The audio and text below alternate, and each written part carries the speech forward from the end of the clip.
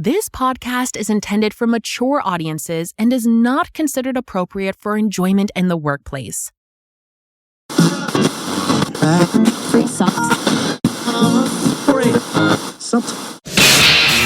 You can stop the search for something intellectual and fulfilling. You've tuned into the Diary of a Bald Man, and there is no going back. Let the moaning, groaning, and bitching begin in 5, 4, 3, 2, 1. Did you know? Not all magnesium is created equal. There's a form called magnesium taurate, and it's one of the most overlooked tools for your heart, your mind, and your ability to just slow down. Magnesium taurate combines magnesium with taurine, an amino acid that helps regulate heart rhythm, support healthy blood pressure, and calm your nervous system. In a world that constantly pushes you to go faster, do more, carry more stress, this combination may help your body. Do the opposite. It can support cardiovascular health, promote relaxation without knocking you out, and even improve sleep quality without that groggy next-day fog. And unlike some other forms of magnesium, this one is typically much gentler on your system. Now listen, it's not magic. It's not a replacement for medical care.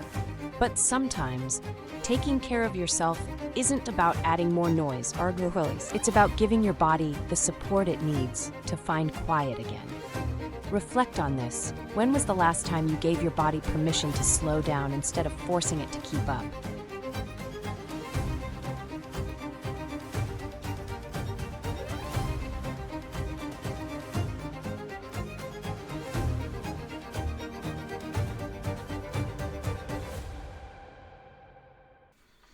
Hey everybody, welcome to the show. This is Allen Woffard, and you're listening to the Diary of a Bald Man. First and foremost, I hope you guys are doing great. I'm hoping that you enjoyed your St. Patrick's Day holiday. And, we got so much more to look forward to in 2026. So to catch you up with what's been going on recently, I just completed not long ago, maybe since the last show, a project construction-wise. It was working on in Oak Ridge, Tennessee. Now I moved over to Jonesboro, Tennessee, which is the oldest town in the state of Tennessee. You have to look at it. Real historical place. You have Jonesboro, Tennessee, then Dandridge was second oldest.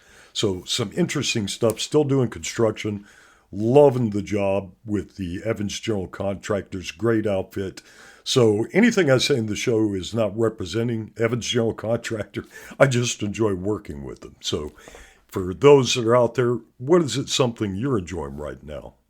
Well, let me add something. Something cool that I just started. The wife and I went over into Sevier County, and there is a spa called Utopia. So if you look it up, Utopia, Utopia Spa and Tanning. And the wife went in there for a tanning session, but I did something I thought was fucking freaky. And I say freaky because I was amazed at how simple it is. I didn't sign up for the tanning bed because of the plaque psoriasis I got. Was looking at the near infrared, and the results were amazing. So it's got red light and near infrared red light. And I laid in the bed for 15 minutes, and oh my God, it penetrated, it relaxed my muscles. I can't explain how odd it was to lay in a bed with just infrared, near infrared, that was not to tan me, but it just relaxed muscles and aches, things I just never even actually thought about. My knees were actually bothering me when I got out of the bed. No pain. I mean, it was so weird. It was like a body wrap heating pad. So many thanks to NASA, who invented the use of red light and near infrared therapy. And you got to look it up. They actually did it to grow plants in space. Because people have grow lights, but it was amazing that they used this to grow plants and then found out how it has healing effects on people, how plants would grow, the stimulation of collagen in the body. So kind of like reverse aging, not so much. I mean, I'm still pretty in absolute darkness, but the effect it had on me emotionally as well, just from loss of pain and stiffness. Wow. I'm telling you what, it's not snake oil. I laid in it. I felt it. So thanks to NASA for developing it and for Utopia over there in Sevier County for bringing it to yours truly. So there's a lot of benefits and things out there. I talk about like the red light therapy. You listen to the Did You Know about the magnesium taurate, which is something I use. It helps with stress. You got to look at magnesium. You got to look at the benefits of taurine. But, if you're an older, mature person like myself, we're trying to find things that help make life more enjoyable, to help reduce stress and cortisol and just those random thoughts, because of the chaos at work, chaos at home. I don't know. I don't know what you're going through. But as I always say, before you take any supplement, please check with your primary care physician. We don't want it to interact with anything you're taking for like hormones, which also, I'm getting ready to start the testosterone replacement again, but instead of the, I don't want to say seeds, but that was kind of like what it was, but the pellets I had put in, which may or may not have, pushed and got me into the deep vein thrombosis, the claudication that I suffered from, the PAD. I don't know. That's why you want to check with your primary care physician. You don't want to add on to any needles or nails that you're already stepping on that's causing you pain and suffering, or to diminish something you're currently taking for your heart, for your mind. Things I share, again, they're my personal choices. You have to make your personal choice, but make it safely. Okay? So for St. Patrick's Day, you drink a green beer? Well, let's look a little bit into the history of St. Patrick's Day. And then when we come back, we'll take a moment and going into keeping yourself sane after you've done agreeing to what everybody else said and saying yes to the mess. And we'll be back in just a moment. Did you know St. Patrick's Day wasn't originally about green beer, loud bars, or getting pinched for wearing the wrong color? It started with a man who was kidnapped as a teenager, taken from his home, and forced into slavery in Ireland.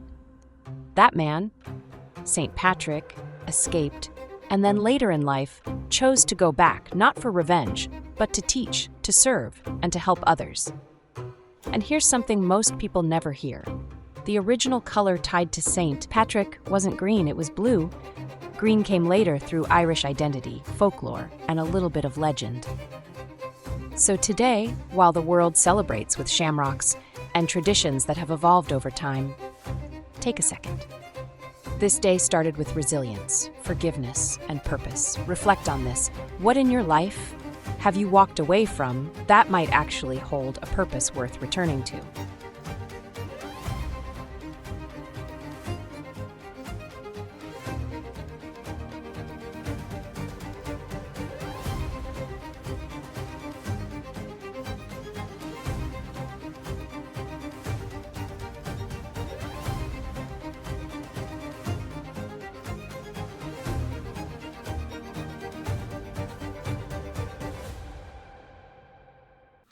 Hey everybody, welcome back. So to get into today's podcast, let's all take a moment to grab a cup of coffee, a bottle of water, or a keg of beer. And then take a breath, and let's talk about something most people struggle with more than they'd like to admit. It's a word that's only 2 letters long, but somehow feels harder to say than Worcestershire sauce. That word is no. Now, somewhere along the way, many of us were taught that saying yes makes us a good person. Yes means you're dependable, yes means you're a team player, and yes means that you care about others. But what nobody ever explained is this. Every time you or I say yes to everything, we're eventually saying no to ourselves, and that's where burnout begins. Now, at my age, I've seen this happen for years in construction sites, factories, offices, various departments, where somebody becomes the go-to person. Hey, Alan, can you take this on? Hey, Bill, can you stay late? Hey, Lisa, can you help with this project since you have the math skills? Hey, Leon, can you handle one more thing after offloading that truck? And they get asked because they're good people and they say yes, again and again and again. until eventually their schedule in life looks like a goddamn game of Tetris played by squirrels with caffeine overload. Everything's stacked in disarray. Everything is urgent. Everything was due yesterday. And somewhere in the middle of all that, they're fucking exhausted. Remember what we said in the Did You Know about the magnesium taurate? That's how I got started on it. And there's a movie a lot of us older folks remember and enjoy called Office Space. If you've never seen it, you've got to watch it. It is funny, and it'll make you reminisce and think about other times when you were that individual. But there's this one boss who walks up to the employee and says in the most relaxed voice imaginable, "Yeah, I'm going to need you to come in tomorrow." And then later, "Yeah, I'm going to need you to come in on Saturday, then Sunday, then holidays." And eventually the employee just mentally checks out. Now here's the funny part.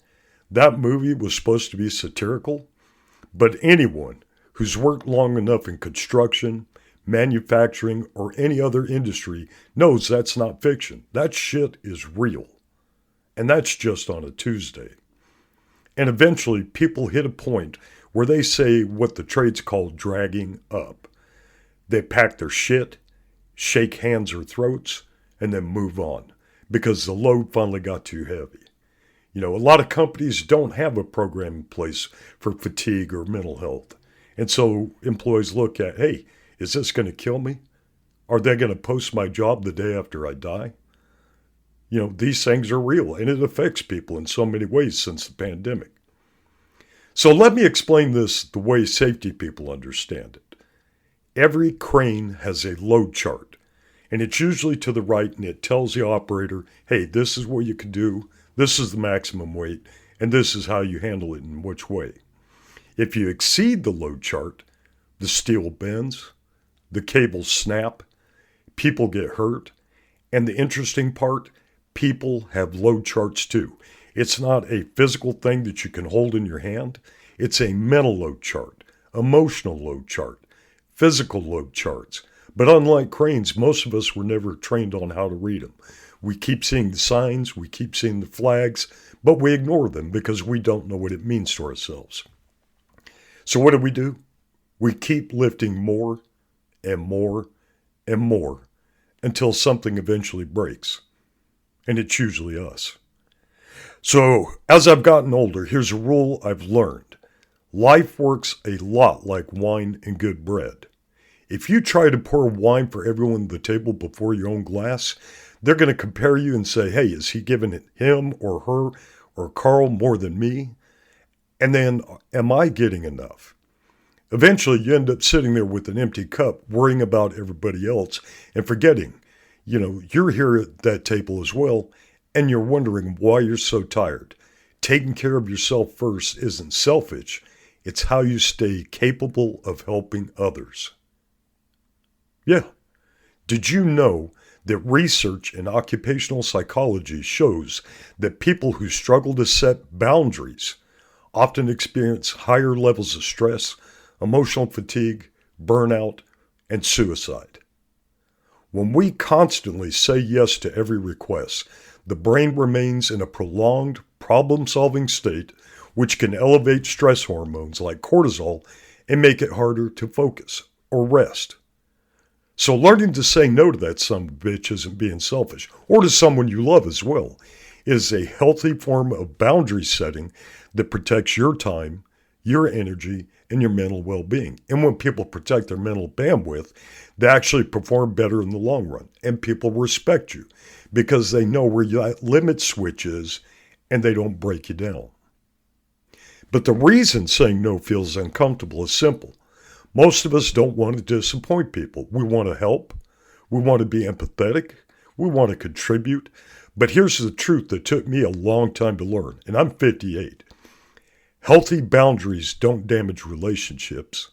They actually protect them. Because when someone never says no, resentment eventually shows up and you'll flare up, have an explosive attitude, and resentment is a terrible coworker, lover, or friend. Mostly a terrible friend. And a terrible roommate inside your own head because you're constantly, should I have said that? Should I have done that? Well, here's a simple trick to start. If saying no feels uncomfortable, start with a pause. Instead of automatically saying yes, try saying, let me check my schedule. Let me think about that. Let me get back to you because right now I'm flooded with other obligations. And that lets them know they're not the only one trying to stack something on top of you. That small pause gives your brain time to ask one important question. Do I have the capacity for this, or is it going to exceed my load chart? And sometimes the honest answer is no, and that's what you need to say. Learning to say no doesn't mean you stop helping people. It means you become intentional about what you say yes to. Your time matters.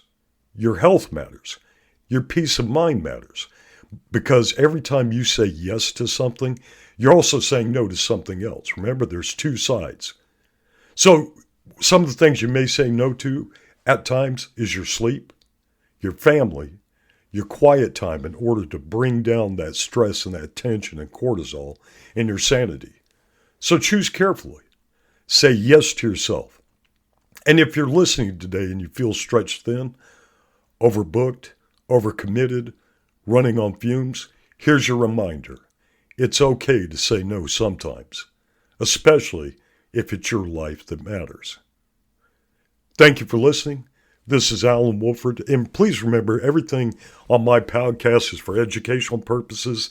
Things I say or state or share are of my own personal belief or understanding, and if you have things and you need moments of clarity, please feel free to reach out to me. The email is diaryofaBaldman1968@gmail.com. I'll be glad to answer. I'll be glad to help. Thank you for listening. I love you. God bless. Happy St. Patrick's Day. Now get the fuck out of here and enjoy the rest of your day. Or just say no. Take care. We'll see you next time. There once was a ship that put to sea, and the name of that ship was the Billy O.T. The winds blew harder, bow drip down, blow me bully boys blow. Soon may the weatherman come to bring us sugar and tea and rum. One day when the tonguing is done, we'll take our leave and go. She had not been 2 weeks from shore when down on her a right whale bore. The captain called all hands and swore he'd take that whale in tow. Soon may the weatherman come to bring us sugar and tea and rum. One day when the tonguing is done, we'll take our leave and go.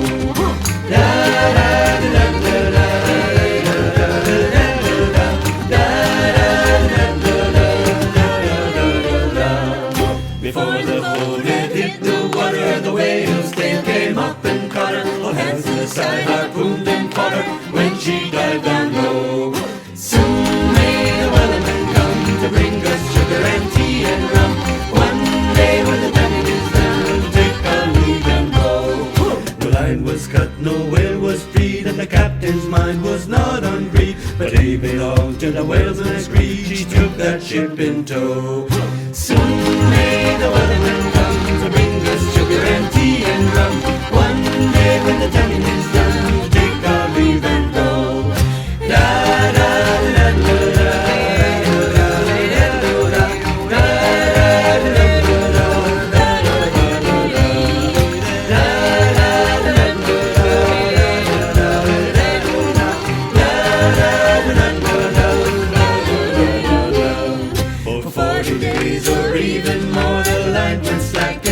Once more, all boats were lost, there were only four, still that whale did go.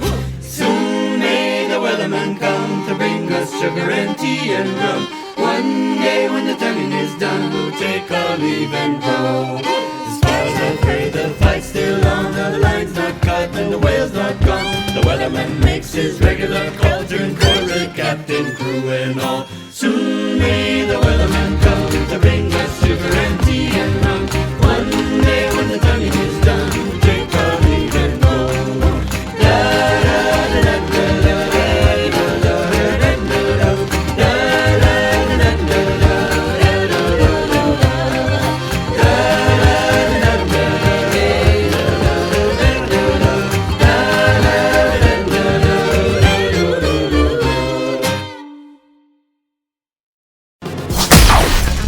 Allen Woffard has produced this podcast for entertainment purposes. Neither this nor any other podcast he produced constitute legal, medical, marital, sexual, or professional advice. The opinions and views presented by Allen are his own and do not reflect the views or opinions of employers, clients, family, Facebook groupies, promotional sponsors, or baby Jesus. Any health information shared or mentioned as an alternative does not create any patient-physician relationship or other professional relationship between the audience and the presenters. No person listening to any podcast from this rocket surgeon should act or refrain from acting based on the content of a podcast without first seeking appropriate professional advice and or counseling. Nor shall the information be used to substitute for professional advice and counseling. As stated earlier, this show is for entertainment purposes, not how to lead or change your life. Do what is best for you or what your spouse approves of. Allen Woffard and all guests of the show expressly disclaim all liability relating to any actions taken or not taken based on any and all contents of this site.